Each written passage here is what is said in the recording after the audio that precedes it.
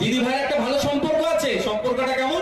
দিদি যখন চাপে পড়ে দাদা তখন সহযোগিতা করে, দাদা যখন চাপে পড়ে দিদি তখন সহযোগিতা করে। এখন দাদা চাপে পড়েছে, দিদি সহযোগিতা করছে। হচ্ছে তো না? না আন্দোলন করতে দিচ্ছে না কেন ভাই? কেন দিচ্ছে না? বুঝতে হবে, দাদা চাপ হচ্ছে। আর দাদা কখন চাপে পড়েছিল? বিভিন্ন সময় চাপে পড়ে।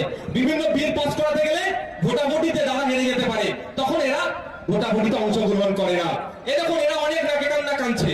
আমার নামে অলরেডি একাধিক মামলা হয়ে গেছে, আগামী দিনে মামলা খাবো, কোনো সমস্যা নেই আমার। যখন কেন্দ্র এই বিলটা পাস করেছিল, ফেসবুকে আমি আমার অ্যাডমিনদেরকে দিয়ে পোস্ট করিয়েছিলাম, তুমি আমাকে জেলে দাও, আমি পিছপা হব না। তুমি আমার নামে মিথ্যা মামলা দাও, আমি পিছপা হব না। তুমি যদি আমাকে খুন করো, আমি পিছপা হব না। তোমার এই অসাংবিধানিক আইনের বিরুদ্ধে আমি লড়ে যাবো। এই মামলা দেওয়ার অনেক আগে আমি পোস্ট করে রেখে দিয়েছি আমার অ্যাডমিনকে দিয়ে। জানি এগুলো হতে পারে, তবে হ্যাঁ গণতান্ত্রিক প্রক্রিয়ায় হিংসার